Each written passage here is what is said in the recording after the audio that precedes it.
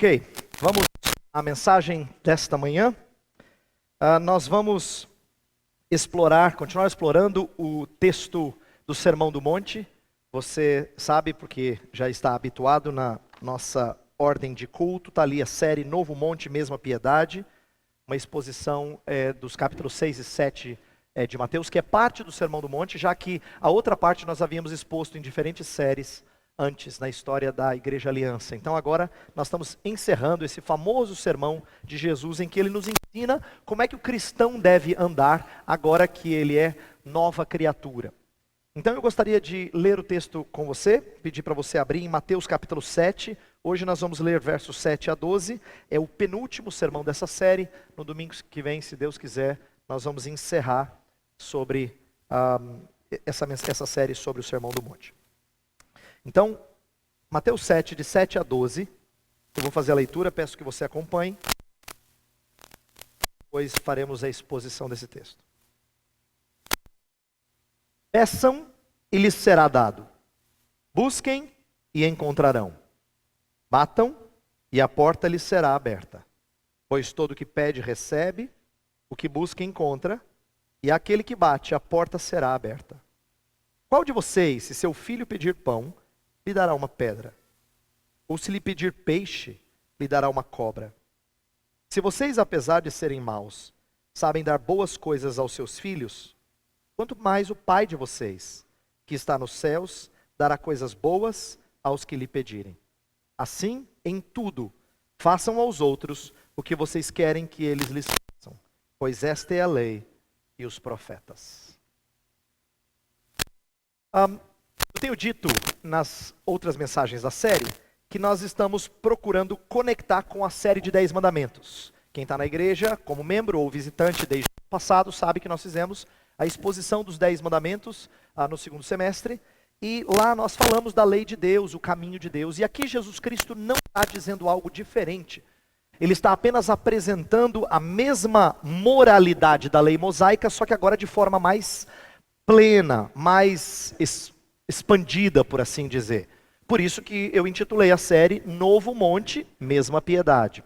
Mas eu tenho dito isso, tenho conectado cada trecho que estou pregando com algum mandamento para mostrar para vocês como ele está relacionado. Aqui no nosso texto eu não preciso conectar com um mandamento e mostrar as razões, porque o texto já diz que ele está conectado à lei.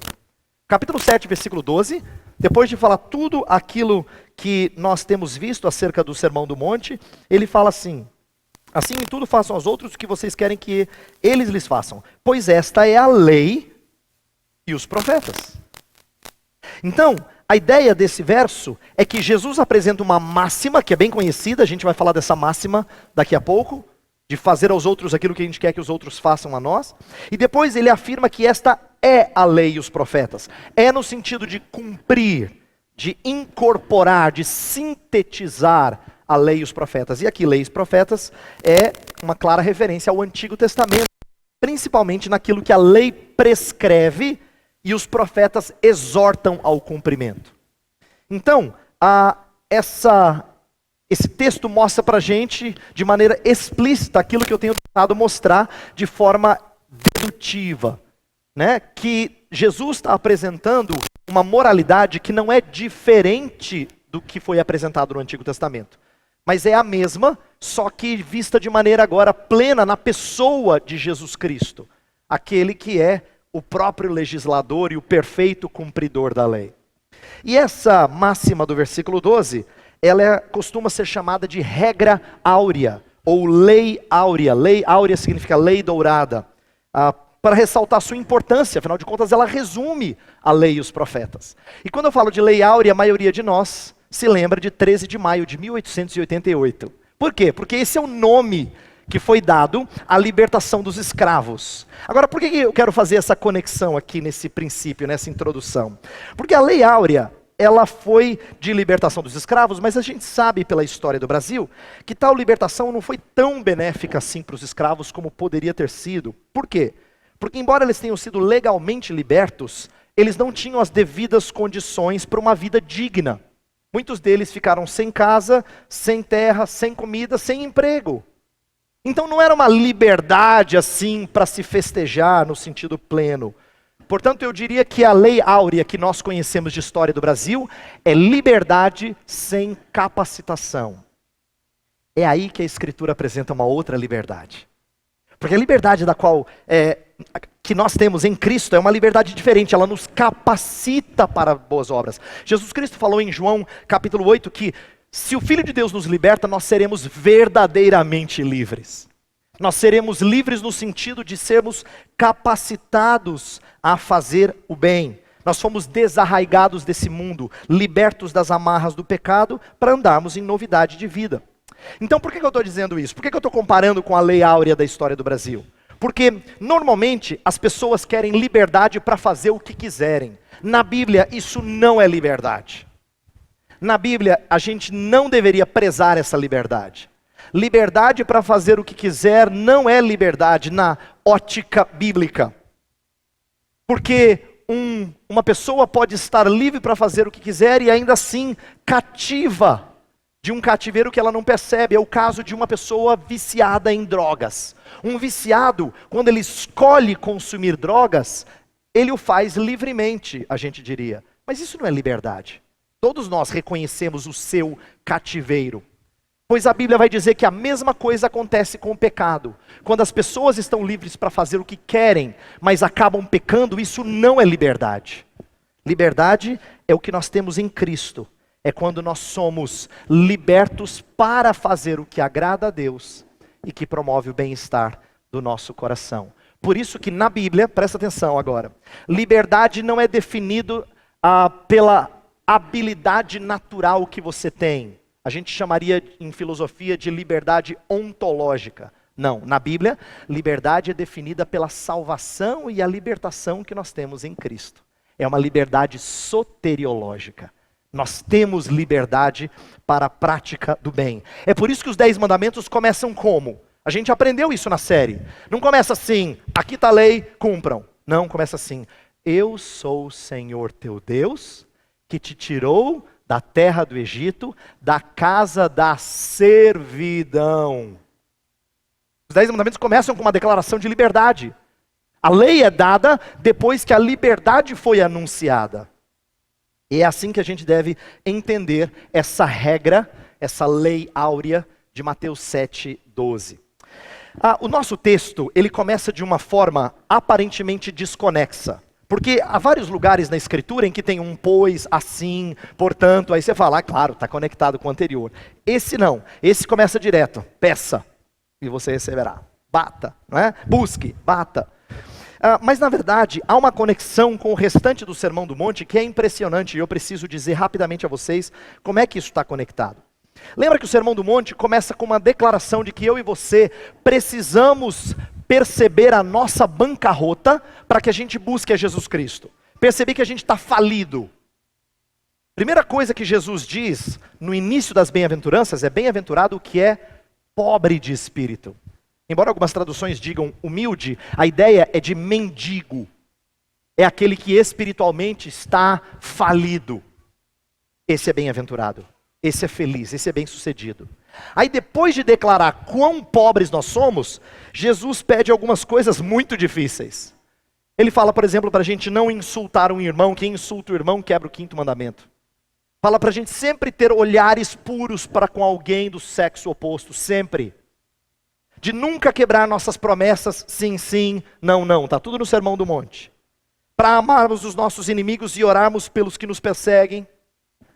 De que nós não devemos nos apegar ao dinheiro, não devemos dar vazão à ansiedade, e não devemos julgar os outros, foi o que a gente falou na mensagem passada. Não devemos julgar os outros a ponto de condená-los, mas também não podemos deixar de ter discernimento para saber quem é cão e quem é porco, na linguagem lá do versículo 6 de Mateus 7. A gente falou isso na mensagem passada. Agora, isso aí é muita coisa. É difícil cumprir uma perfeitamente, que dirá todas. Então o Sermão do Monte parece que não nos deixa assim com uma liberdade confortável. Porque você é liberto, mas agora você tem que fazer tanta coisa, é impossível. Como é que eu posso celebrar essa liberdade, pastor? E aí aqui que eu quero ver que você entenda, que embora o padrão de retidão seja muito alto, Jesus falou assim, se a vossa justiça não excederem muito a dos escribas e fariseus, então o padrão é alto. Embora seja alto, Deus não nos deixa sem os meios para atingir esse padrão. Em outras palavras, se ele só apresentasse a lei, você se sentiria massacrado. Mas agora, no nosso texto, em especial, ele apresenta a oração como expressão da graça. A oração é aquilo que Deus vai mostrar como o meio de alcançar essa retidão que Jesus Cristo pede. Essa súplica deve, portanto, ser uma súplica de quem acredita que nós fomos livres para andar em novidade de vida.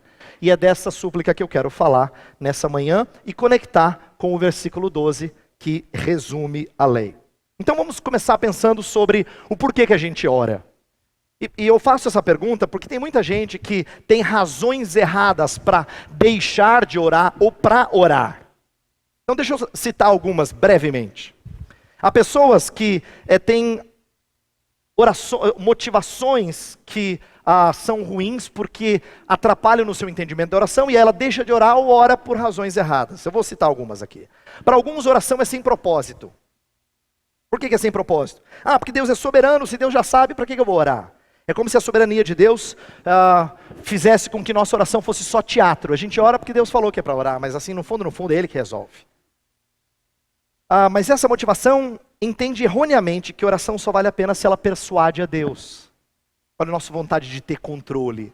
Ela só vale a pena se ela persuade a Deus, se ela dobra Deus. Esse é um entendimento errado, como a gente vai ver daqui a pouco. Uma segunda motivação errada é quando a gente acha que a oração é desnecessária. Oração é desnecessária. Por quê? Porque muita gente recebe as coisas pelas quais a gente ora sem orar. Não é verdade? Você não ora pelo pão? Você não ora por saúde?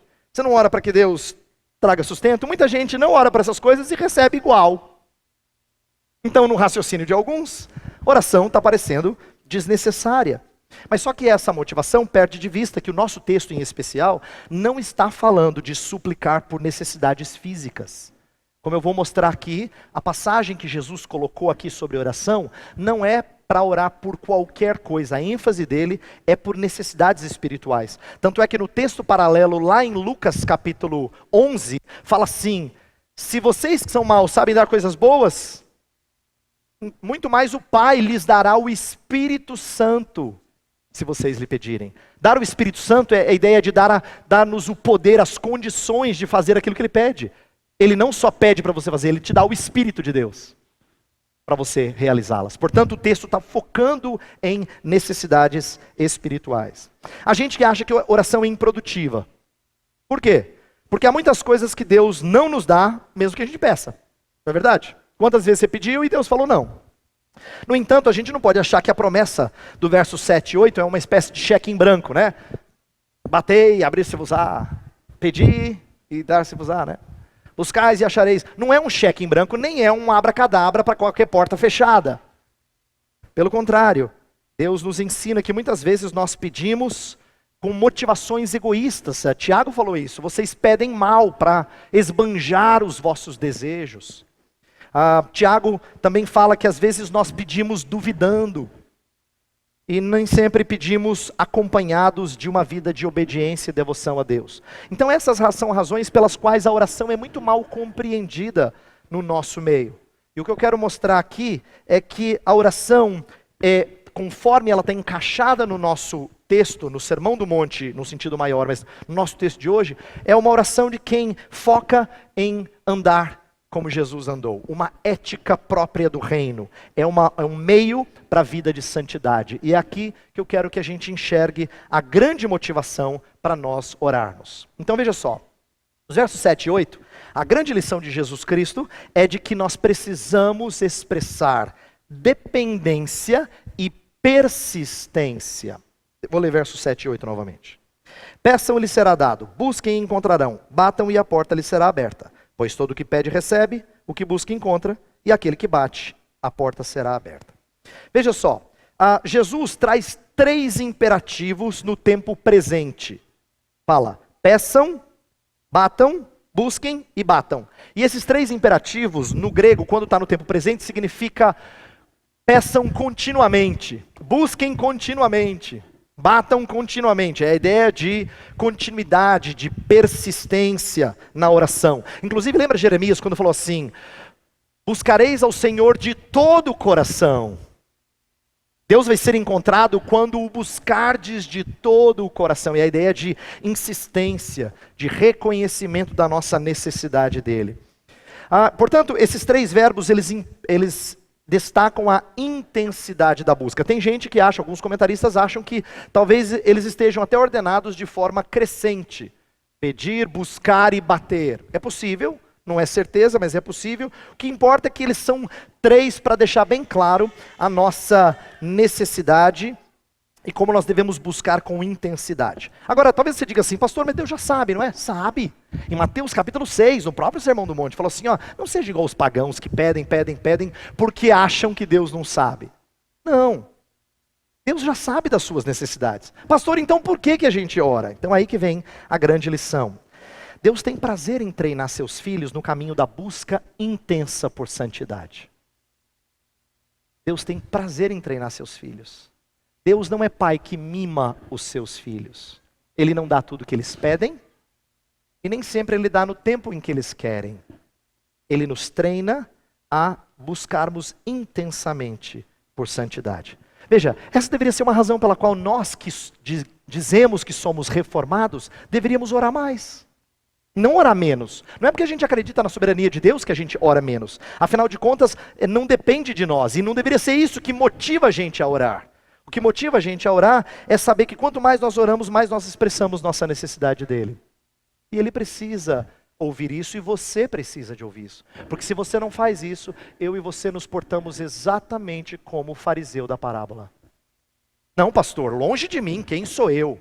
Não, quando você não ora com a mesma ânsia, quando eu não oro com a mesma ânsia daquele publicano, nós somos o outro personagem da história. Nós somos o fariseu que não precisa tanto de Deus e não reconhece tanto a sua necessidade. Por isso que eu gostaria que você entendesse que a nossa súplica tem que ser aquela de quem é pobre de espírito. Lembra que eu falei que Jesus começa dizendo, bem-aventurados os pobres, paupérrimos, mendigos de espírito. É esses que vão ser abençoados. Por quê? Porque eles pedem com aquela intensidade de quem não tem nada. E que se Deus não der, ele vai morrer de fome.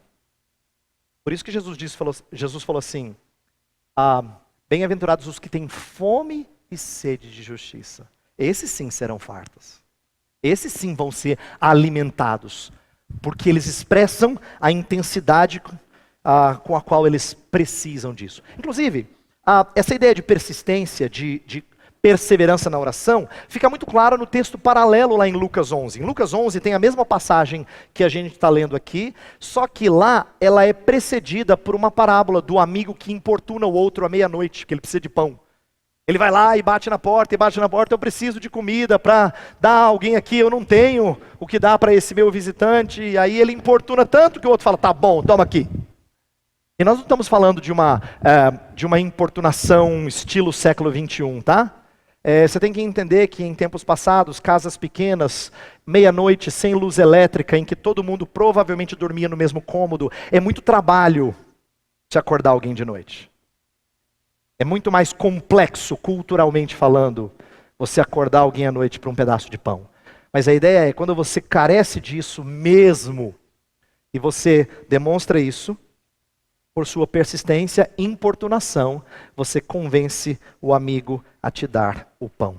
A oração, ela exige isso. Ela exige que a gente tenha vigor e persistência. Eu gostei muito de um comentário que eu quero citar agora. Esse comentarista chamado Robert Mounce, ele fala assim, demoras divinas, presta atenção, demoras divinas não significam relutância da parte de Deus. Enquanto esperamos, aprendemos paciência e prova-se a intensidade de nosso desejo. O que ele quer dizer é, se está demorando para Deus atender, não pensa que Deus está relutante, falando assim, eu não quero dar isso, para de pedir. Muito mais testa a nossa paciência e comprova para nós mesmos o quanto a gente quer algo. A intensidade do nosso desejo. Veja, Jesus está nos encorajando a sermos persistentes por coisas que são santas. Não é por qualquer coisa, é claro que não é assim aquele desejo pagão que você tem.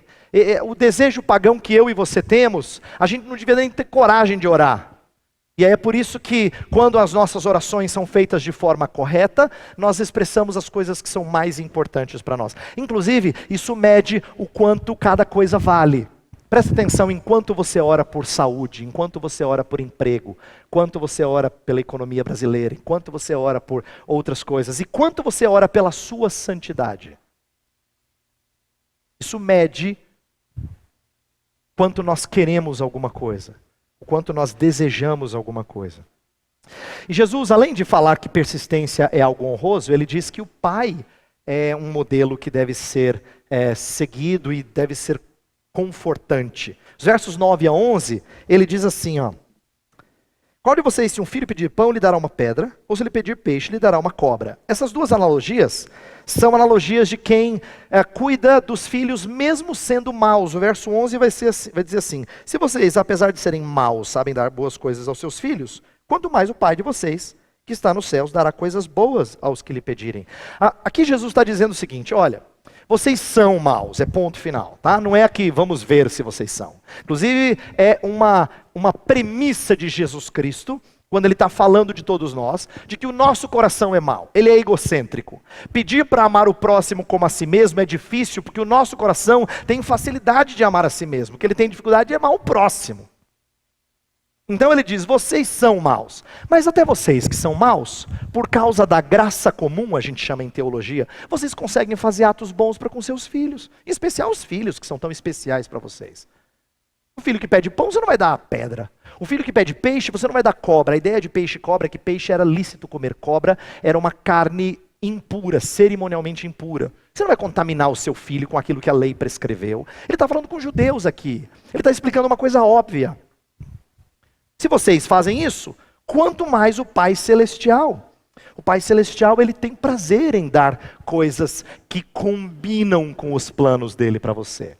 Então, se o nosso foco aqui é impedir que nós andemos em conformidade com a lei de Deus, Deus tem prazer em atender você. Se você, sendo pai mau, dá comida para os seus filhos, quanto mais Deus vai alimentar a sua alma. Por isso que a gente já aprendeu: buscai, pois, em primeiro lugar o seu reino e a sua justiça, e as demais coisas vos serão acrescentadas. Ele promete isso. Ele quer que você busque essas coisas com a intensidade, com o fervor próprio de quem é carente. E ele tem prazer em te dar. Se você que é mau, dá para o seu filho, que dirá ele, que é pai perfeito? É isso que Jesus Cristo quer nos dizer quanto à nossa busca. Aí nós chegamos no verso 12, que é o resumo da lei. E esse resumo da lei é impressionante. Por quê? Porque algumas pessoas entendem que o versículo 12, no versículo 12, Jesus está expressando a mesma ética que pode ser demonstrada em várias outras religiões e filosofias. Por quê? Porque essa ideia, não faça para os outros aquilo que você não quer que façam para você, é uma frase encontrada em várias religiões. Confúcio, os gregos, vários filósofos gregos, estoicos inclusive, Rabino Hillel falou isso, tem nos livros apócrifos, tem em tudo quanto é canto. As pessoas encontram várias ocorrências dessa ideia: não faça para os outros aquilo que você não quer que faça contigo, não quer que façam contigo. Mas o que é interessante é que em todas essas ocorrências, a versão sempre está na negativa. Não faça para o outro aquilo que você não quer que façam contigo. Jesus é o único que cita esse conceito positivamente. Faça para os outros aquilo que você quer que eles façam contigo. Jesus é o único que cita essa ideia positivamente em toda a história. E por que é importante a gente destacar isso? Porque aqui a gente percebe como Jesus Cristo vai muito além da piedade de outras religiões. Ele de fato é contracultural. Por quê? Porque na forma negativa é possível você obedecer sem fazer nada. Inclusive, a gente às vezes argumenta assim: pastor, não tenho nada contra. Quando você diz que não tem nada contra, é que você não odeia. Mas não é isso que é cumprimento da lei. Não ter nada contra é pobre. É coisa de Confúcio. É pobre. É coisa de outras religiões que não a do verdadeiro Deus. É pobre. A de Jesus Cristo não. A de Jesus Cristo, para haver cumprimento, tem que ter ação. Por isso que Deus amou ao mundo de tal maneira que deu. Maridos, amai as vossas mulheres assim como Cristo amou a igreja e se entregou. Amor nunca é passivo, sempre é ativo, sempre. E porque é ativo, significa mostrar retidão através desse cuidado especial com pessoas. É nesse sentido que eu quero dizer que Jesus Cristo apresenta uma ética que é contracultural, muito diferente das outras religiões. Outras religiões podem achar algumas coisas de Jesus bonitas, mas elas não entenderam as implicações plenas. E eu tenho mais uma evidência de que o que ele falou é contracultural. Porque a gente, às vezes, é ensinado a essa ideia de não fazer mal ao outro, ou até você pode dizer assim, não pastor, eu não sou evangélico, mas eu aprendi com a minha avó, com a minha mãe, ou quem quer que seja, que eu tenho que fazer o bem para com as pessoas, mas normalmente a gente aprende isso com interesse utilitário. Em outras palavras, um dia eu vou precisar. Faça o bem para os outros, porque um dia você vai precisar. É assim que a gente é instruído pelos nossos parentes, que querem dar uma lição de moral. Mas não é isso que Jesus está ensinando. Por quê? Jesus sabe que nós somos maus. Então ele sabe que mal feito é mal retribuído. Mas o bem que nós fazemos nem sempre é retribuído. Portanto, a frase de Jesus não pode ser utilitária. Porque não é verdade que o bem semeado sempre é colhido. O mal sim, mas o bem não. Então, como Jesus parte dessa premissa, o que ele pede aos seus discípulos não é utilitário, não é interesseiro. É uma expressão da lei e dos profetas. Agora vamos chegar nesse finzinho e explicar isso. O que Jesus está pedindo a eles? Façam para os outros aquilo que você quer que façam. Jesus ensinou várias coisas no Sermão do Monte, eu só vou relembrá-las brevemente. Jesus ensinou a gente não ser hipócrita. O que ele está dizendo é, apresente-se de forma transparente, limpa. Inclusive, não escondendo as suas fraquezas. É isso que acontece na igreja, ou tem que acontecer na igreja. Lá fora eu escondo a minha incompetência no meu Lattes, no meu currículo Lattes. Lá fora eu escondo as minhas maldades através dos meus atos de caridade. Lá fora eu escondo a minha feiura com maquiagem. Aqui dentro não. Aqui dentro eu reconheço todo domingo que eu sou pobre. Que eu sou mendigo, eu não tenho nada, eu careço de Jesus.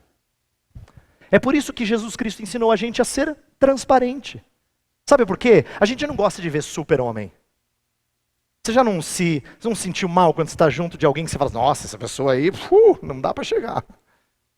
Mas quando você reconhece assim, fala assim, você também tropeça, meu irmão? Pois, ufa, agora eu sinto que é mais fácil conversar com você. A gente já não falou isso? Porque quando a gente expressa a nossa transparência, nós dizemos assim, eu estou junto nessa caminhada com você. Eu também careço de Cristo. A gente tem que aprender a demonstrar generosidade, é isso que a gente gostaria que as pessoas fizessem para conosco. Nós gostaríamos de ser amados mesmo um dia tendo feito mal para com alguém. Não é verdade que você quer justiça, porque se você quisesse justiça, você estaria chamando retribuição sobre você, das vezes em que você foi mal para com alguém. Mas você diz assim, pastor, mas não são tantas vezes, mas o suficiente para eu e você sermos taxados de maus na Bíblia. Mas você não pede justiça. Embora você fale de justiça, o que você gosta é mesmo de ser tratado com bondade. É isso que você gosta. Então, se é isso que você gosta, faça com os outros aquilo que você quer que façam contigo. Trate-os com generosidade. Trate-os com misericórdia. Enxergue neles pureza antes do que maldade condenatória, para que você não seja uma pessoa que julga e se coloca de forma soberba. Lembra o texto que a gente viu sobre juízo? O texto que a gente viu sobre juízo é um texto que fala assim, você se coloca na posição de juiz e julga o outro porque o outro é mau. Mas Jesus falou, não faça isso, você tem um cisco no seu olho também. Então trate-o como irmão que carece, como você carece de auxílio. Essa é a ideia de não enxergar a maldade de forma condenatória, que eu quis dizer. Nós temos que aprender a exemplificar essa regra áurea. E por que que ela incorpora a lei e os profetas? Porque ela resume tudo aquilo que a gente estudou nos 10 mandamentos, em especial na segunda parte, que são os mandamentos que nos dizem respeito ao relacionamento com o próximo. Quando a gente honra pai e mãe, quando a gente não mata, não adultera, não furta, não diz falso testemunho e não cobiça, nós estamos desejando o bem para eles e fazendo o bem, não só desejando o bem, fazendo o bem. Porque quem honra a autoridade faz algo. Quem não mata promove a vida. Lembra que a gente aprendeu nos 10 mandamentos que por detrás de uma negativa tem um mandamento positivo? Quem não adultera promove a santidade no casamento. Quem não furta promove a propriedade alheia. Quem não diz falso testemunho promove a veracidade e a reputação, a boa reputação do próximo. E quem não cobiça se satisfaz no sucesso alheio. Então a gente deseja amá-lo como eu me amo. Eu quero sucesso. Eu quero ser tratado com verdade. Eu quero que o que é meu seja meu. Eu quero ser limpo e feliz no meu casamento. Eu quero ter vida por bastante tempo. Eu quero ser honrado de maneira que condiz. São os 10 mandamentos. Eu estou vindo na ordem inversa. Então faça com os outros aquilo que você quer que faça. Isso é o cumprimento da lei. Isso é a lei e os profetas. Agora, para terminar, se eu só falasse da lei e da importância de você fazer isso, sem voltar ao tema inicial, eu estaria de novo colocando você contra a parede, dizendo, ó, faça! Não quero saber, faça! Não, não é assim que Jesus fala. Ele fala assim, bata, eu vou abrir. Busque, você vai achar. Peça, que eu te dou. Quando Ele nos dá um caminho de oração, Ele está pedindo que nós nos cheguemos a Ele, completamente necessitados, intensamente desejosos dessa vida de retidão, pedindo a Ele com persistência, com perseverança, e Ele promete que vai te dar. Agora pensa no encorajamento que isso é para aqueles pecados que nós lutamos há tanto tempo. Aqueles pecados que parece que nunca largam da gente. A gente tem sentimentos ruins, a gente tem sonhos errados, a gente tem intenções impuras e todas essas às vezes nos acompanham por tanto tempo. E Jesus está dizendo que Ele concede graça a você que pede com intensidade, que pede com persistência. Eu gostaria que a gente fizesse isso agora. Se você acredita nisso, você precisa orar mais, não menos. Orar mais. Sabendo que Deus não só dá a sua lei, mas Ele te concede graça para você ter força de cumprir a lei. Nós vamos orar.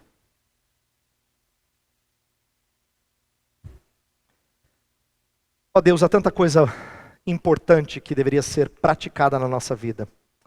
Nós deveremos testemunhar com um proceder santo em várias áreas. Na maneira como nós tratamos nossos inimigos, na maneira como nós tratamos outras pessoas próximas de nós, com pureza, com honra. Nós deveríamos demonstrar a nossa fraqueza sem vergonha, sem hipocrisia. Nós deveríamos não nos apegar a dinheiro. Deveríamos deixar a ansiedade de lado e descansar no Senhor. Deveríamos discernir os outros sem julgá-los de forma condenatória. Há tantas maneiras de expressarmos o testemunho cristão. Mas a verdade é que nós falhamos nelas. A verdade é que nem sempre nós cumprimos essas coisas. Por isso, nessa manhã, nós queremos não só reconhecer, mas queremos expressar nossa confiança, nossa crença, de verdade, Senhor. De que, se nós pedirmos que o Senhor nos ajude a fazer essas coisas, o Senhor vai nos ouvir. O Senhor vai nos ouvir. Então nós queremos te pedir, concede a essa igreja mais vida limpa, Senhor. Concede a cada um dos teus filhos verdadeiros vitórias sobre pecados. Dá a cada um aqui condições de testemunhar verdadeiramente a mudança que Cristo está fazendo na sua vida. E que isso tudo seja para a tua glória, não para mostrar a força da nossa oração, mas para a tua glória. O Senhor tem prazer na nossa dependência. O Senhor tem prazer na nossa persistência. Portanto, nós queremos terminar esse culto, mais uma vez suplicando ao Senhor, ouve, Pai, ouve a nossa súplica. Alguns de nós têm orado por vitórias há bastante tempo. Atende, Senhor. Baseado nessa promessa que Jesus nos trouxe, atende. Ouve o teu povo que clama pelo teu nome. E faz-nos sair daqui encorajados, porque essa promessa não é vazia. Nós oramos em nome e nos méritos de Cristo. Amém.